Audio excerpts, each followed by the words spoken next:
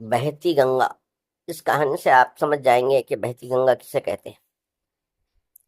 وہ پستہ قد ہیپی پہلی بار مجھے کینڈی ایئرپورٹ پر نظر آیا تھا۔ اس کے بال بکھرے ہوئے تھے، چہرے پر بھوری داڑھی اور عمر 30-32 کے لگ بھگ تھی۔ وہ سیاہ جھالر والی سرخ جیکٹ اور جینس پہنے ہوئے تھا، گلے میں موتیوں کی مالا اور کندھے پر گٹار لٹک رہا تھا۔ اس قسم کے نوجوان امریکہ کے ہر شہر میں سڑکوں اور پارکوں میں بے مقصد گھومتے دیکھے جا سکتے ہیں، لہذا میں نے اس پر دوسری نظر ڈالنا مناسب نہیں سمجھا۔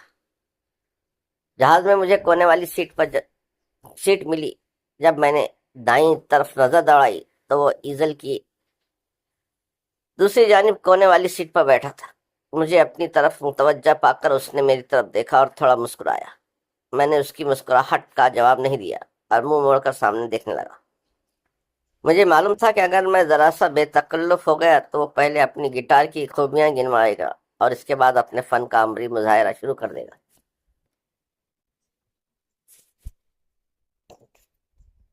ہمارا جمبو جیٹ اس وقت 30,000 فٹ کی بلندی پر پرواز کر رہا تھا۔ باہر کا منظر نہایت خوبصورت تھا، چاروں طرف خوشگوار دھوپ پھیلی ہوئی تھی، نیچے گھنے بادل چھائے ہوئے تھے اور یوں معلوم ہوتا تھا کہ جہاز بادلوں کے سمندر میں تیر رہا ہو۔ کھڑکی کے راستے سے روشنی اندر آ رہی تھی اور اچھی معلوم ہوتی تھی۔ مشرقی نقوش والی ایئر ہوسٹس ایزل میں داخل ہوئی اور مسافروں کو مشروف پیش کرنے لگی۔ میرے ساتھ والی سیٹ پر ایک فرما انداز اور ادھیڑ عمر اور عورت بیٹھی تھی۔ وہ 3 مرتبہ اپنی مسکراہٹ سے مجھے مائل کرنے کی کوشش کر چکی تھی، لیکن میرے دل و جگر ہنوز سلامت تھے اور ٹھیک ٹھاک کام کر رہے تھے۔ اس ٹی وی کی ایک ہنگامی ریکارڈنگ کے سلسلے میں اس لاس اینجلس جا رہا تھا۔ 5 گھنٹے کا یہ سفر خاصا صبر آزما تھا۔ بارش ہیپی بے چین نظروں سے ادھر ادھر دیکھ رہا تھا، شاید کسی مطلب کے آدمی کی تلاش میں تھا۔ بالآخر اس نے ایئر ہوسٹس کو اشارہ کیا اور آگے بڑھ اور ہونٹوں پر طلوع آفتاب منہ میں مسکراہٹ لاتی ہوئی جھکی۔ ہیپی نے سرگوشی میں اس سے کچھ کہا۔ ایئر ہوسٹس کی مسکراہٹ ایسے غائب ہو گئی جیسے سورج کے سامنے سیاہ بادل ٹکرا گیا ہو۔ رفتہ رفتہ اس کے چہرے پر تاریکی چھا گئی۔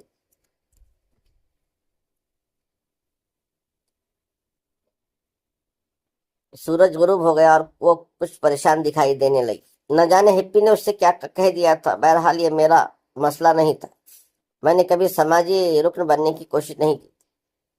لڑکی سیدھی کھڑی ہو گئی اور قدر تعامل کرتی ہوئی کاک پٹ کی طرف چل پڑی۔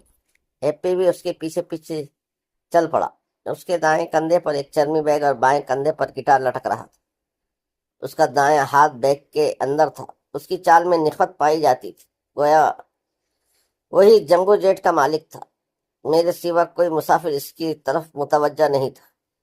لڑکی کاک پٹ کے اندر چلی گئی اور ہیپی باہر ٹیک لگا کر کھڑا ہو گیا۔ چند لمحوں بعد موسیقی کی آواز بند ہو گئی اور لاؤڈ اسپیکر پر کیپٹن کی آواز سنائی۔ خواتین و حضرات، آپ کا کیپٹن آپ سے مخاطب ہے۔ اس مداخلت پر معذرت چاہتا ہوں۔ آپ سے التماس ہے کہ ذرا توجہ سے میری بات سنیں اور میری بات سننے کے بعد اپنی اپنی سیٹوں پر بیٹھے رہیں۔ مسافروں نے حیرت سے ایک دوسرے کی طرف دیکھا۔ اکثر کے چہروں پر بدحواسی نظر آنے لگی۔ کیپٹن بات جاری رکھتے ہوئے بولا، ہم اپنے ابتدائی پروگرام میں تھوڑی سی تبدیلی کرنے پر مجبور ہو گئے ہیں۔ اس سے منزل پر پہنچنے میں کچھ تاخیر ہو سکتی ہے۔ دوسری بات یہ ہے کہ اگلی 3 لائنوں والے مسافر ہمارے ساتھ تعاون کریں گے۔ یہ بات انہی کے حق میں بہتر ہے۔ ایک بھاری بھرکم اور باراب شخص جو ریٹائر فوجی افسر معلوم ہوتا تھا ایئر ہوسٹس سے مخاطب ہو کر بولا، مس، اپنے کیپٹن سے کہو کہ وہ ہماری اصل حقیقت سے آگاہ کرے۔ میرا مطلب ہے، کیا جہاز ہائی جیک جا رہا ہے؟ ایئر ہوسٹس نے بے چارگی سے ادھر ادھر دیکھا۔ کچھ اور مسافر بھی حقیقت جاننے کے لیے اصرار کرنے لگے تھے۔ میرے قریب بیٹھی ہوئی موٹی عورت تھر تھرانے لگی اور اس نے گھبراہٹ اور بے خیالی میں میرا بازو پکڑ لیا۔ اس کی گرفت بہت مضبوط تھی۔ میڈم، میں نے نرمی سے کہا، اگر جہاز کو کچھ ہو گیا تو ہم سب ایک ساتھ نیچے جائیں گے۔ میرا بازو پیراشوٹ کا کام نہیں دے گا۔ یہ سن کر اس کی کپ کپی میں مزید اضافہ ہو گیا اور وہ میرے ساتھ لپٹنے کی کوشش کرنے لگی۔ ایئر ہوسٹس ایک بار پھر کاک پٹ میں چلی گئی۔ خواتین و حضرات، کیپٹن کی آواز سنائی دی۔ ایئر ہوسٹس نے مجھے بتایا کہ آپ میں سے بہت سے لوگ حقیقت حال جاننے کے لیے بے چین ہیں، لہذا میں آپ کو اندھیرے میں نہیں رکھنا چاہتا۔ جہاز کو ہائی جیک کیا جا رہا ہے، لیکن یہ کوئی تشویش کی بات نہیں ہے۔ ہم اغوا کنندہ سے الجھنے کا کوئی ارادہ نہیں رکھتے، اور وہ بھی مسافروں کو نقصان پہنچانے کا کوئی ارادہ نہیں رکھتا۔ فی الحال اس سے اس کی خواہش کا اظہار کیا ہے کہ اگلی 3 لائنوں میں جو مسافر بیٹھے ہیں وہ پیچھے چلے جائیں۔ ایئر ہوسٹس آپ کے لیے نئی سیٹوں کا انتظام کر رہی ہے، برائے کرم کوئی افراتفری نہ پھیلائیں۔ ایک ایئر ہوسٹس اگلے مسافروں کو باری باری پیچھے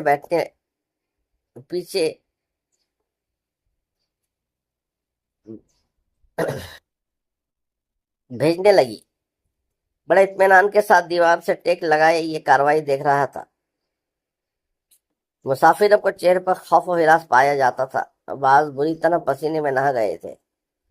لاؤڈ اسپیکر پر موسیقی بھی بند کر دی گئی تھی۔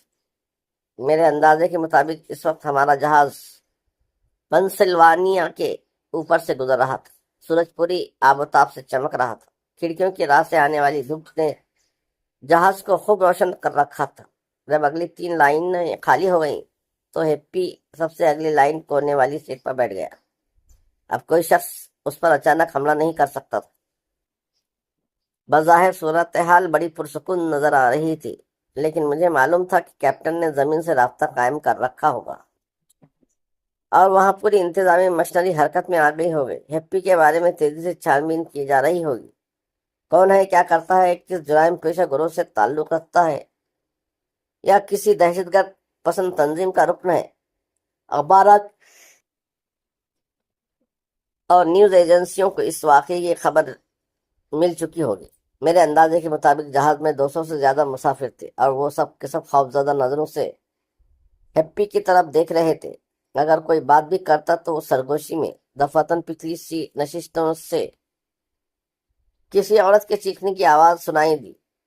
ہر شخص گھوم پھر کر دیکھنے لگا۔ چیخنے والی ایک 24-25 سالہ خوبصورت لڑکی تھی۔ اس کے بال سنہرے تھے اور آنکھیں بڑی بڑی۔ وہ ہسٹیریائی انداز میں چیخ رہی تھی۔ ایئر ہوسٹس جلدی سے پانی کا گلاس اور دوائی کی گولیاں لے کر اس کے پاس گئی۔ جب میری نظر اس کے ساتھی پر پڑی تو اس کا چہرہ جانا پہچانا معلوم ہوا۔ اس کا نام رک رینڈل تھا۔ وہ ایک غیر معروف سا گلوکار تھا۔ 1 یا 2-3 مرتبہ ٹی وی پر پیش ہونے کا موقع ملا تھا۔ وہ زیادہ کلبوں اور پارٹیوں وغیرہ میں اپنے فن کا مظاہرہ کرتا تھا۔ سنہرے بالوں والی لڑکی کے قریب والی سیٹ پر بیٹھی ہوئی عورت کا شیرخوار بچہ بھی رونے لگا۔ جب ایئر ہوسٹس لڑکی کو گولی کھلا کر واپس ہوئی تو میں نے اسے اشارے سے روک لیا۔ چکر کیا ہے، میں نے اس سے پوچھا۔ جی، میں سمجھی نہیں۔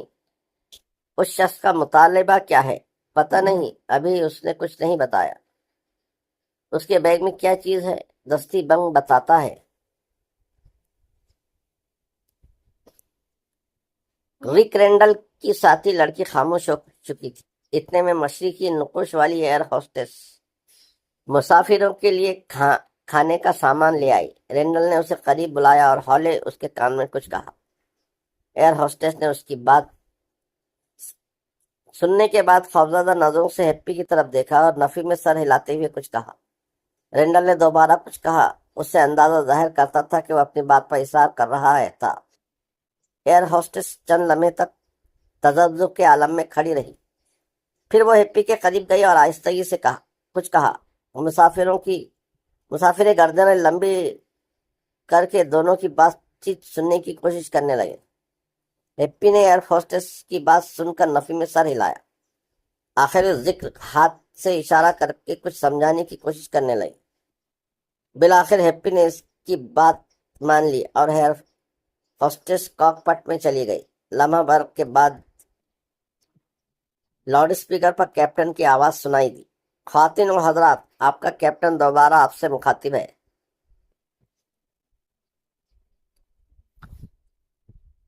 हम जिस मसले से दो चार हैं उसका हल तलाश किया जा रहा है। यकीनन ये हमारा मसला है।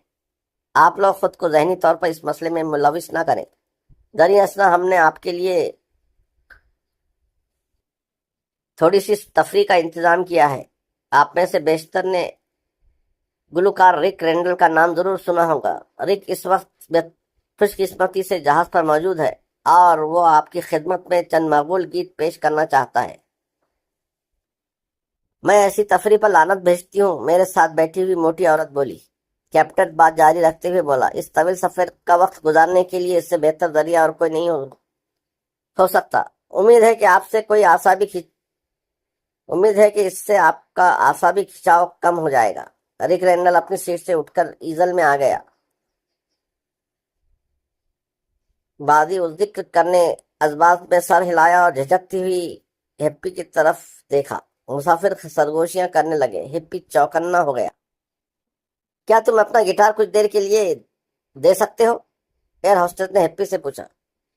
हिप्पी ने नफी में सर हिलाया। अगर किसी ने मुझे फरेब देने की कोशिश की तो जहाज का एक भी मुसाफिर जिंदा नहीं बचेगा। हम खुदकुशी नहीं करना चाहते, एयर होस्टेस ने कहा। मैं यकीन दिलाती हूँ कि तुम्हारे गिटार को कोई नुकसान नहीं पहुंचेगा। गुलकार के अलावा वो अच्छा मौसीकार भी है। हिप्पी ने कदरे तामुल करते हुए अपना गिटार दे दिया। एयर होस्टेस ने गिटार को केस से निकालकर रिक को थमा दिया और पिछले हिस्से में चली गई। रिक ने गिटार संभाल लिया और एक मकबूल गीत शुरू किया। चंद लम्हों के अंदर इस मुसाफिरों की पूरी तवज्जो खींच ली और समा बांध दिया। वो स्टेज परफॉर्मेंस में माहिर था। गानों के अलावा लतीफे सुनाने और बरजस्ता गुफ्तगू करने का फन भी जानता था। लोग हाई जैक को भूल गए और दिलचस्पी के साथ रिक की चटपटी बातें और तेज टेम्पो वाले गाने सुनने लगे। बाद लोगों ने फरमाइशें भी की। एक दो ने उसके साथ मिलकर गाया और लतीफे भी सुनाए। कोने में बैठी हुई हिप्पी बिल्कुल लाताल्लुक सा ये सारा तमाशा देख रहा था। रिक रैंडल अपनी मखसूस अंदाज में मटक मटक कर गा रहा था। सहमे हुए खौफजदा मुसाफिर को चेहरे पर बशाशत नमूदार हो गई। रिक का जुर्रतमंदाना फैसला उनके लिए बड़े सुकून का बात बना था। मैं हिप्पी की तरफ देख रहा था, वो जो बड़े इत्मीनान के साथ बैठा था। मेरी समझ में नहीं आ रहा था कि वो चाहता क्या था। अभी तक उसने जहाज क्यूबा के जाने के लिए कहा था और न कोई मुतालिबा पेश किया था। मैंने जहन पर जोर दिया तो बात कुछ वाज़ेह होने लगी। इस कार्रवाई के पीछे कोई साजिश मालूम होती थी। मैंने मशरिक की नज़ात एयर होस्टेस को इशारे से करीब बुलाया। यस सर, वो झुकती हुई बोली। उसकी तुलू आफताब मुस्कुराहट वापस आ चुकी थी। मैं आपकी क्या खिदमत कर सकती हूँ? अपने कैप्टन से कहो कि मैं इस जंगली बिल्ली से बात करना चाहता हूँ। किससे बात करना चाहते हैं आप? उसने हैरानी से पूछा। इस बागड़ बिल्ले से, मैंने हिप्पी की तरफ इशारा किया। जी, सवाल ही पैदा नहीं होता। कैप्टन कभी उससे बात की इजाजत नहीं देगा। हम जहाज की सलामती को खतरे में नहीं डालना चाहते। उसकी खूबसूरत पेशानी शिकन आलूद हो गई थी। कम से कम उससे ये पूछना चाहिए कि वो चाहता क्या है। ये हमारा काम नहीं। लॉस एंजलिस के हवाई अड्डे पर पुलिस की पूरी जमीयत उसके इस्तेमाल के लिए मौजूद है। वो इस किस्म के लोगों से बातें करना खूब जानते हैं। क्या तुम्हें यकीन है कि वो जहाज को कहीं और नहीं ले जाएगा? इस किस्म की बातों पर गौर करना कैप्टन का काम है और मुझे यकीन है कि वो मुसलसिल गौर कर रहा है। उसका जमीनी कंट्रोल से रास्ता भी है। अच्छा, एक काम करो, मेरी खातिर कैप्टन से बात करो। उससे कहो कि मैं हाई जैकर से बात करना चाहता हूँ। उसने कंधे उचकाए। बोली, उम्मीद नहीं कि वो इजाजत देगा, लेकिन मैं पूछ लेती हूँ। थोड़ी देर बाद एयर होस्टेस ने वापस आकर कहा, कैप्टन ने कहा कि तुम अपनी जिम्मेदारी पर बात कर सकते हो और दूसरी बात यह कि जरा फासला रखकर बात करना। تم فکر نہ کرو، میں بات کرنا جانتا ہوں، میں نے کہا، اور اٹھ کر ہیپی کے قریب پہنچ گیا۔ مجھے قریب آتا دیکھ کر وہ چونک کر کھڑا ہو گیا۔ اس کے چہرے پر زبردست کھنچاؤ پیدا ہو گیا تھا۔ پیچھے ہٹ جاؤ، اگر میرے قریب آئے تو جہاز کے پر خدشے اڑ جائیں گے۔ میں بھی زندگی سے بیزار ہوں، میں نے اسے آنکھ مارتے ہوئے کہا۔ تم نے سنا نہیں؟ اس نے چیخ کر کہا۔ اگر تم نے کوئی حماقت کی تو ایک بھی مسافر زندہ نہیں بچے گا۔ اس کی آواز سن کر رک نے گانا بند کر دیا اور سب لوگ خوفزدہ نظروں سے ہماری طرف دیکھنے لگے۔ میرے بھائی، میں حماقت کرنے کا کوئی ارادہ نہیں رکھتا، میں نے دھیمی آواز میں کہا۔ مجھے اپنا دوست سمجھو، میں جو بات کروں گا اس سے ہم دونوں کا فائدہ ہوگا۔ کیا تم نے سنا نہیں؟ ایک اکیلا 211، دراصل میں بہتی گنگا میں ہاتھ دھونے والوں میں سے ہوں۔ اس کے چہرے پر تذبذب نظر آنے لگا۔ غالباً وہ یہ سوچ رہا تھا کہ میری بات پر یقین کرے یا نہ کرے۔ میری بات ماننا نہ ماننا تمہارے اختیار میں ہے، میں نے مزید کہا، لیکن سن لو کہ میں کہنا کیا چاہتا ہوں، شاید میری بات تمہارے دل میں اتر جائے۔ مجھے تمہارے چہرے پر مکاری نظر آ رہی ہے، اس نے کہا۔ خیر، جلدی بکو، کیا بکنا چاہتے ہو؟ مکاری مجھے ورثے میں ملی ہے، میں نے حولے سے کہا۔ پہلی بات یہ کہ میں جو بات کرنا چاہتا ہوں وہ کسی اور کے کان میں نہیں پڑنی چاہیے، ورنہ ہم دونوں کا نقصان ہوگا۔ اس لیے اگر تم اجازت دو تو میں رک رینڈل سے کہوں کہ وہ اپنا کام جاری رکھے۔ تم کہہ سکتے ہو ہیلو رک، میں نے سر گھما کر کہا۔ ایک ہماری فرمائش ہو جائے۔ رک نے سر کو خم کیا اور پرسوز آواز میں گانا گانے لگا۔ اب بولو کیا چاہتے ہو، ہیپی نے کہا۔ میں اعتماد کی فضا میں بات کرنا چاہتا ہوں، یعنی کہ میں چاہتا ہوں کہ تم مجھ پر اعتماد کرو اور میں تم پر اعتماد کروں۔ اعتماد کے لیے ایک ضروری چیز یہ ہے کہ طاقت اور اختیارات میں توازن ہو۔ اس وقت بظاہر تمہارے ہاتھ میں زیادہ اختیارات ہیں۔ کہنے کا مطلب یہ ہے کہ اس جہاز کی باغ دوڑ تمہارے ہاتھ میں ہے۔ تمہارے اس ہاتھ میں جو تھیلے کے اندر ہے۔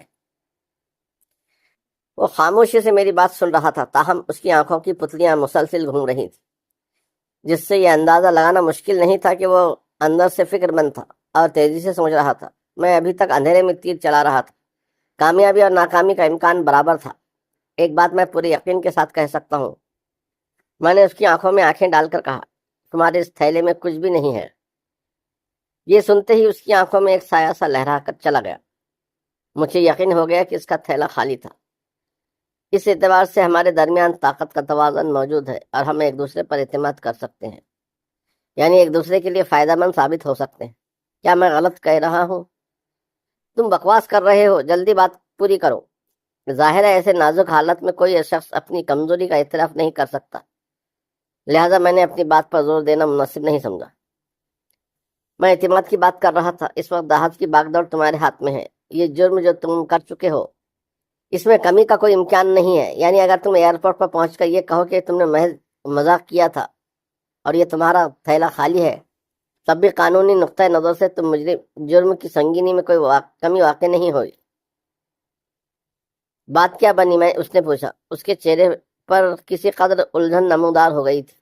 ہر کام کے پیچھے کوئی مقصد ضرور ہوتا ہے، میں نے سلسلہ کلام جاری رکھتے ہوئے کہا، لیکن تم نے ابھی تک نہ تو کوئی مطالبہ پیش کیا ہے اور نہ جہاز کو دوسرے ملک لے جانے کا حکم دیا ہے۔ اس لیے ظاہر ہے کہ یہ بے مقصد کام معلوم ہوتا ہے، لیکن جہاں تک میرا تعلق ہے میں معاملے کی تہہ تک پہنچ چکا ہوں۔ صاف صاف بات کرو، وہ مجھے گھورتا ہوا بولا۔ اس کا جوش خاصا کم پڑ چکا تھا۔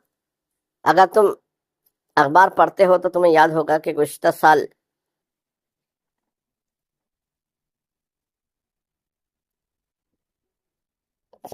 میامی جانے والا ایک جہاز ہائی جیک کیا گیا تھا۔ اس جہاز پر ڈک برنارڈ نامی گلوکار سفر کر رہا تھا۔ اس نے بھی یہی کام کیا تھا جو اس وقت ہمارا دوست رک رینڈل کر رہا ہے۔ بعد میں اسے بہت پبلسٹی ملی تھی، اخبارات، ٹی وی، ریڈیو اور رسائل نے اس کی جرأت مندانہ اقدام کی بحث رہا تھا۔ وہ راتوں رات گوشۂ گمنامی سے نکل کر ایک نامور گلوکار بن گیا تھا۔ دیکھا جائے تو اس وقت جو کچھ ہو رہا ہے وہ اس واقعے کا ایکشن ری پلے ہے۔ ڈک برنارڈ کو تو وہ موقع اتفاق سے مل گیا تھا، لیکن ڈک نے تمہاری مدد سے اس موقع کا باقاعدہ انتظام کیا ہے۔ کیا میں غلط کہہ رہا ہوں؟ اس نے کوئی جواب نہیں دیا۔ لیکن اس کا چہرہ بتا رہا تھا کہ میرا قیافہ درست ہے۔ تم نے ایک بہت بڑا خطرہ مول لیا ہے، میں نے بات جاری رکھتے ہوئے کہا، لیکن سوال یہ پیدا ہوتا ہے کہ تمہیں حاصل کیا ہوگا؟ رک نے تمہیں زیادہ سے زیادہ چند ہزار ڈالر اور بہترین وکیل کی ضمانت دی ہوگی، لیکن تم نے دوسرے پہلو پر غور نہیں کیا۔ جس کمپنی کا یہ جہاز ہے وہ ایک کے مقابلے میں 100 وکیل کر سکتے ہیں۔ وہ تمہیں عمر قید کی سزا دلانے کی کوشش کریں گے۔ اس کے چہرے پر پہلی مرتبہ بدحواسی نظر آنے لگی۔ مجھے یقین ہے کہ اگر تم اندر ہو گئے تو رک تمہاری خیریت دریافت کرنے بھی نہیں آئے گا۔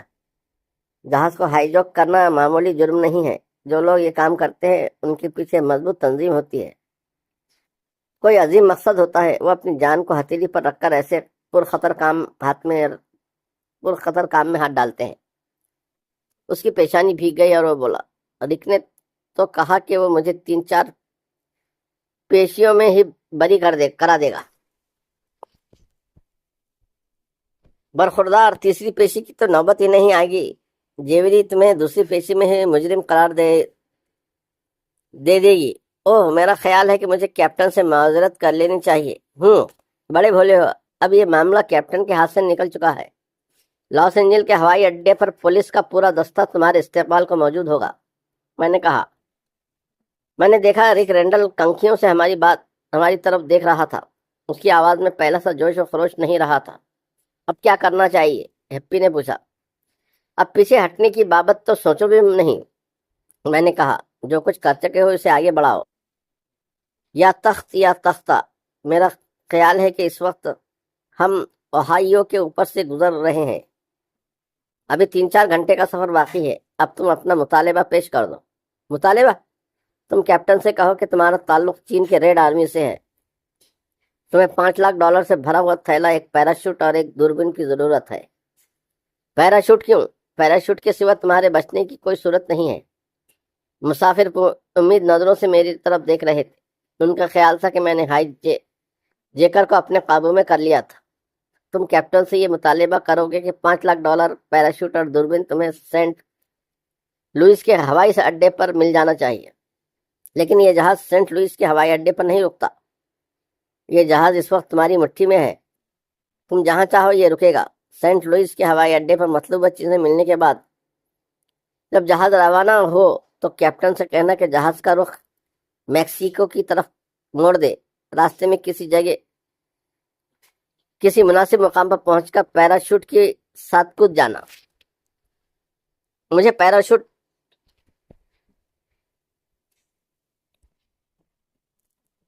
پیراشوٹ سے کودنے کا کوئی تجربہ نہیں۔ تمہیں جیل کا بھی کوئی تجربہ نہیں ہے۔ وہاں ہر صبح جب بیدار ہو گئے تو یہ محسوس کرو گے کہ پیراشوٹ چھلانگ لگائی ہے۔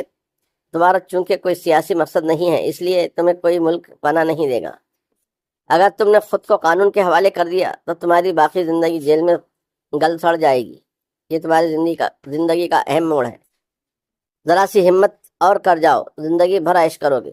سب سے بڑی بات یہ ہے کہ میں تمہارے ساتھ ہوں۔ میں اس طریقے سے تمہیں پیراشوٹ سے اتاروں گا کہ کوئی تمہاری گرد بھی نہ پا سکے گا۔ اس وقت دن کے 4 بجے ہیں۔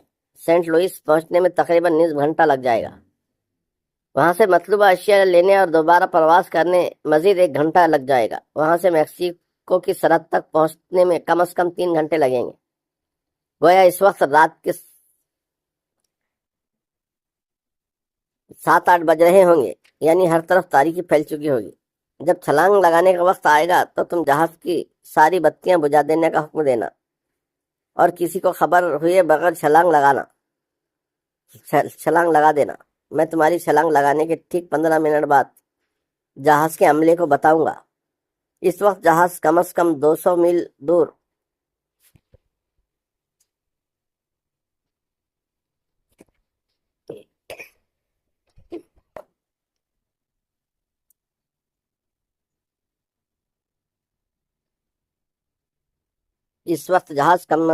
میل جا چکا ہوگا۔ یعنی اگر کوئی سرچ پارٹی بھیجی گئی تو وہ تمہاری چھلانگ لگانے والی جگہ سے 200 میل دور جھک مارتی پھرے گی۔ منصوبہ تو خاصا معقول معلوم ہوتا ہے۔ ایک آخری بات، 5 لاکھ میں سے نصف رقم میری ہوگی اور یہ تقسیم تمہارے کودنے سے پہلے کر لی جائے گی، ٹھیک ہے؟ ٹھیک ہے، اس نے کہا، خوب، اب میں تمہارے اور کیپٹن کے درمیان رابطے کا کام کروں گا۔ اب تمہیں میرے سوا نہ تو کسی سے بات کرنی ہے اور نہ کسی کو قریب آنے دینا ہے۔ اس نے ازبات میں سر ہلایا۔ میں اٹھ کر ایئر ہوسٹس کے پاس گیا اور کیپٹن سے بات کی خواہش ظاہر کی۔ اس نے اندر جا کر کیپٹن سے بات کی۔ اندر کیپٹن کے علاوہ مددگار پائلٹ بھی تھا۔ میں تنہائی میں بات کرنا چاہتا ہوں، میں نے کہا۔ کیپٹن نے مددگار پائلٹ کو اشارہ کیا اور وہ اٹھ کر باہر چلا گیا۔ اس شخص کا کسی دہشت پسند تنظیم سے تعلق ہے، میں نے کہا۔ اس کا کہنا ہے کہ اگر اس کے مطالبات پورے نہ کیے گئے تو وہ جہاز کو دستی بم سے اڑا دے گا۔ اس کے مطالبات کیا ہیں؟ کیپٹن نے پوچھا۔ اس کا لہجہ پرسکون تھا۔ اس نے $5 لاکھ پرانے نوٹوں کی صورت میں طلب کیے ہیں۔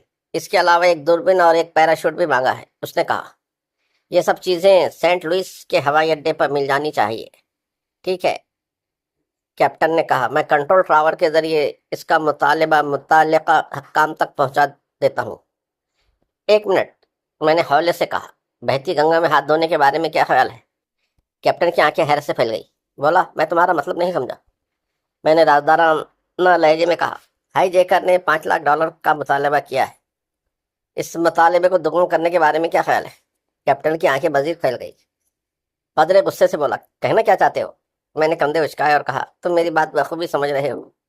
میرا مطلب یہ ہے کہ اگر پیغام میں تھوڑے بہت رد و بدل سے تمہیں $2-2.5 لاکھ کا فائدہ ہو جائے تو کیا برا ہے؟ اب غصے کی جگہ اس کے چہرے پر تجسس پیدا ہو گیا۔ وہ چند لمحے مجھے گھورتا رہا، پھر بولا، 2-2.5 لاکھ سے تمہارا کیا مطلب ہے؟ ابھی تو تم رقم دگنی کرنے کی بات کر رہے تھے۔ میرا خیال ہے کہ اتنے بڑے راز کے ساتھ تم مجھے خالی ہاتھ بھیجنا مناسب نہیں سمجھو گے۔ یعنی 2-2.5 لاکھ تمہارے ہوں گے۔ میرا حق المحنت تم مجھ پر آنکھیں بند کر کے اعتماد کر سکتے ہو۔ میں نے کاروبار میں کبھی دھوکہ نہیں کیا۔ کیپٹن تذبذب کے ساتھ بولا۔ اس لنگور کے بارے میں کیا خیال ہے؟ اس کی فکر نہ کرو، میں اسے ایسی جگہ پہنچا دوں گا جہاں قانون اس پر ہاتھ نہیں ڈال سکے گا۔ میرا دل نہیں مانتا۔ اس قسم کے موقع زندگی میں صرف ایک بار آتا ہے۔ ذرا سی ہمت کی ضرورت ہے۔ کیپٹن نیچے پھیلے ہوئے بادلوں کو گھورنے لگا۔ سامنے کا منظر خاصا خوبصورت تھا۔ اسے راضی کرنے کے لیے مجھے مزید الفاظ کی فضول خرچی کرنا پڑی۔ بلاخر دولت کی طاقت غالب آ گئی اور کیپٹن نے سینٹ لوئس کے کنٹرول ٹاور کو ہائی جیکر کے مطالبات سے آگاہ کرتے ہوئے لینڈ کرانے کی اجازت طلب کی۔ میں نے اسی دوران ہیپی کو جا کر بتایا کہ کیپٹن نے اس کے مطالبات کو آگے پہنچا دیا ہے۔ رک کوئی گڑبڑ نہ کرے، اس نے خدشہ ظاہر کیا۔ کیسے گڑبڑ کر سکتا ہے؟ خود پکڑا جائے گا، فکر نہ کرو۔ تمہارے جانے کے بعد میں اس کا بندوبست بھی کر لوں گا۔ مسافروں کی زیادہ توجہ ہماری طرف تھی۔ رک گو لوگوں کی فرمائش پوری کر رہا تھا، لیکن اس کے چہرے پر فکر مندی پائی جاتی تھی۔ غالباً وہ میرے اور ہپی کے مذاکرات کی وجہ سے پریشان تھا۔ نصف گھنٹے بعد لاؤڈ اسپیکر پر کیپٹن کی آواز سنائی دی۔ خواتین و حضرات، ہم کچھ دیر کے لیے سینٹ لوئس کے ہوائی اڈے پر رک رہے ہیں۔ ہم کوشش کر رہے ہیں کہ آپ کو سینٹ لوئس سے دوسرے جہاز میں سوار کرا دیں۔ اس سلسلے میں ہائی جیکر سے بات ہو رہی ہے۔ امید ہے کہ وہ آپ لوگوں کو جانے کی اجازت دے دے گا۔ یہ سن کر ہیپی کے چہرے پر حیرت نمودار ہو گئی۔